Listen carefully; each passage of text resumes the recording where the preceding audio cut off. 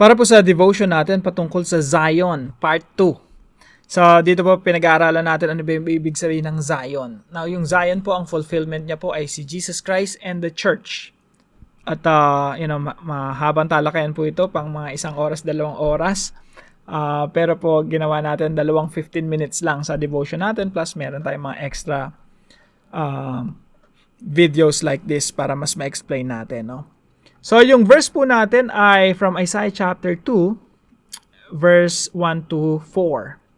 Sabi po rito, in the last days, the mountain of the Lord's temple will be established as the highest of the mountains. It will be exalted above the hills, and all nations will stream to it.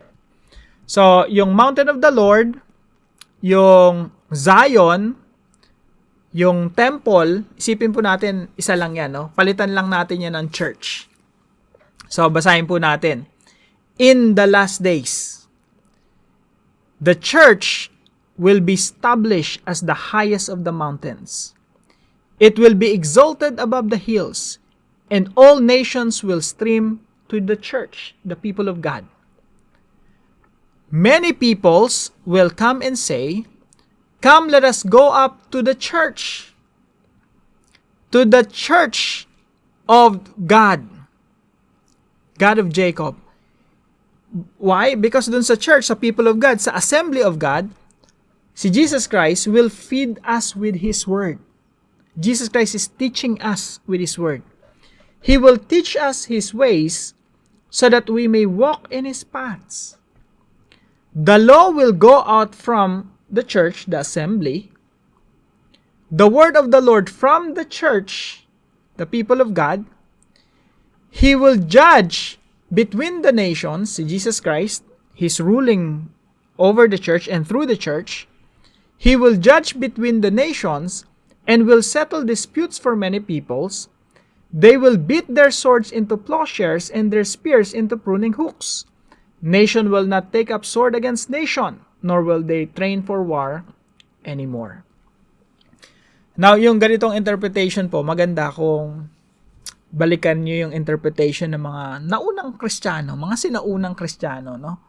Solid yung interpretation nila dito, lalo na pagdating kila Jonathan Edwards, mga Puritans. Talagang pag ininterpret nila yan, grabe, sobrang powerful.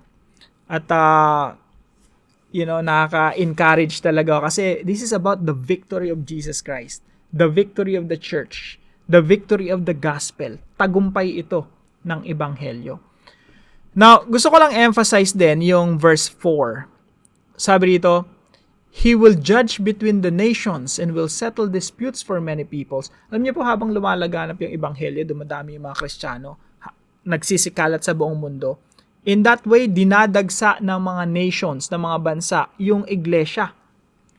Nagiging membro sila ng people of God. Kaya po yung epekto nito, kapayapaan sa mundo. May maganda tayong epekto sa mundo, kaya tinawag tayong salt and light of this world. Meron tayong influence dito sa mundo. At yung influence na yan po ay influensya ni Kristo sa atin na dinadala natin sa mundo. Kaya po sabi dito, the law will go out from Zion, the word of the Lord from Jerusalem. Now sabi po dito, they will beat their swords into plowshares and their spears into pruning hooks. Ibig sabihin yung kanilang mga espada, gagamitin na lang ng pang-araro. At kanilang mga sibat into pruning hooks, mga karit, mga ginagamit sa economic activities. Kaya po rito, pag in-interpret natin ito, na nagsimula sa panahon ng Panginoong Jesucristo at lumalaganap hanggang sa panahon natin ngayon, and even the future, ang makikita talaga natin, lalaganap yung kapayapaan ni Kristo.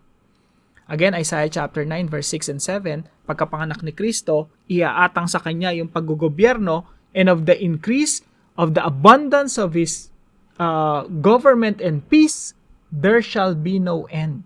Talagang ang makikita mo sa mundo, paglaganap ng kapayapaan ni Kristo. Nation will not take up sword against nation, nor will they train for war anymore. Now, etong nakalagay na to, they will beat their swords into plowshares. Alam niyo po ba sa United Nations, merong ganyang statwa? Ayan, UN to, United Nations. May ganyang statwa. Isang tao, he's beating his sword into plowshare. Yung espada niya, ginagawa niyang pang-araro. At ito po ay hango sa Isaiah. Then across the office of dito sa building or malapit sa United Nations, makikita nyo rin po itong wall na ito, Isaiah wall. At dito makikita nyo yung nakasulat, "They shall beat their swords into plowshares and their spears into pruning hooks. Nation will not lift up sword against nation, neither shall they learn war anymore." Darating yung panahon, sabi ni Isaiah, na hindi na magigera yung mga bansa, hindi na sila magte-train para makipagdigma. Kasi nga, lalaganap yung ebanghelyo, dadami yung mga Kristiyano, susundin ng church yung Great Commission ni Jesus Christ, disciple the nations, at habang dinidisipulo natin yung mga bansa, yung mga ethnic group sa buong mundo, ay magkakaroon talaga ng kapayapaan because we are all one people in Christ. Unfortunately lang, kasi meron tayong puntos dito, na study end times doctrine biblically. Unfortunately, maraming mga tao hindi alam yung end times. Akala nila yung end times, pasama ng pasama yung mundo. Akala nila yung end times, katapusan na ng mundo at gugunawin na yung mundo, darating na yung mga masasamang elemento. Again, pinaliwanag ko yung end times o yung last days, kagaya dito sa Hebrews chapter 1:1-3, yung last days ay panahon ni Jesus. Yung climax of evil, panahon ni Jesus yun. Actually, kung gusto niyo po ng mas precise, yung climax of evil is the cross. Why? They crucified the Messiah, the Son of God. Mag-isip ka ng mas masama pang pwedeng gawin ng tao kesa doon sa pagpako nila sa inosenteng anak ng Diyos. That's the climax of evil. So, yung last days po, panahon ni Jesus Christ yon. Yung end times na kinakatakutan ng marami, dapat ma-interpret yung last days sa Bible ng tama. Now, yung future naman natin, this is going to be beautiful. Mas maganda. The world is getting better and better. Now, sabi po rito, sa pinag-aaralan natin, nation will not take up sword against nation, nor will they train for war anymore. Bakit? Bakit ganun? Kasi nga, yung Messiah, through the church, will teach us His ways so that we may walk in His paths. Lalakad tayo ayon sa katuruan ng ating Panginoong Jesucristo. Napakaganda po nitong Bible verse na to, na sobrang ganda niya, ang ganda nung vision about the future, na pati si Micah, inulit niya pa. Halos the same. Micah chapter 4, dito po sinulat ko po ito, Micah chapter 4:1 onwards. So I hope magkaroon po tayo ng victorious eschatology.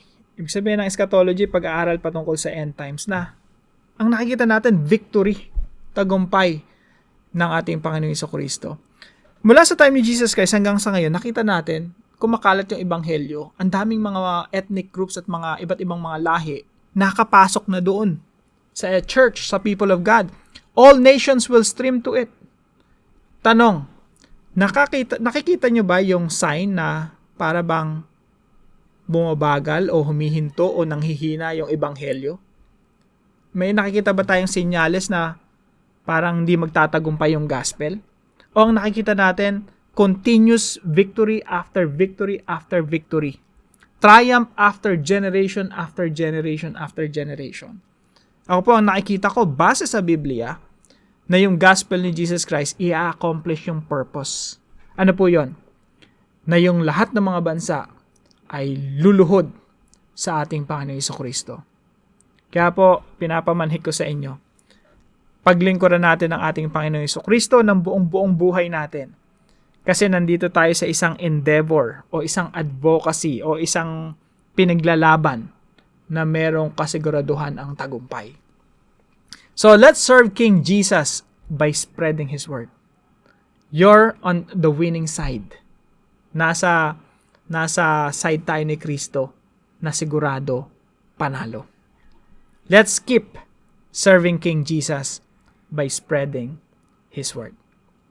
Yun lamang po, magkita-kita tayo bukas alas 5 ng umaga dito sa ating Daily Devotions.